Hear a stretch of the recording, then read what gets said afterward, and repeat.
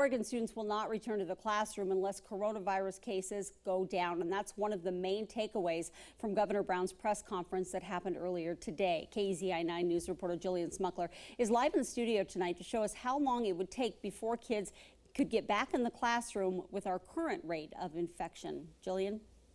Renee, if things stay the way they've been, Brown says it would take more than 200 days, which is next April, before kids can go back to school safely. Health officials say Oregon is making progress, and COVID-19 cases and positive test rates have both gone down recently. We also have one of the lowest mortality rates in the entire country. But even though we're on the right track, our infection rate is still too high to have kids back in the classroom this fall. And it's imperative that we step on the gas. If our numbers don't improve and Oregonians don't follow the safety recommendations in place, Brown warned there could be a crackdown. This includes closing bars and restaurants, travel restrictions, and quarantine for some people coming into the state. She says this time around we have clear modeling data to go off of, and we know the tools we have in place are working. But even still, she says we need to do more.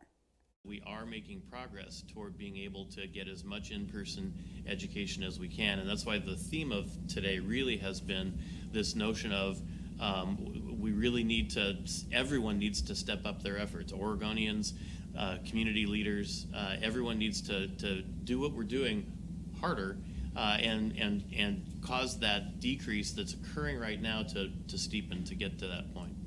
So health officials say there are two ways to do this. One is making sure local leaders are implementing and enforcing the guidelines over face coverings, physical distancing, and compliance with quarantine. The other is to implement business closures and travel restrictions.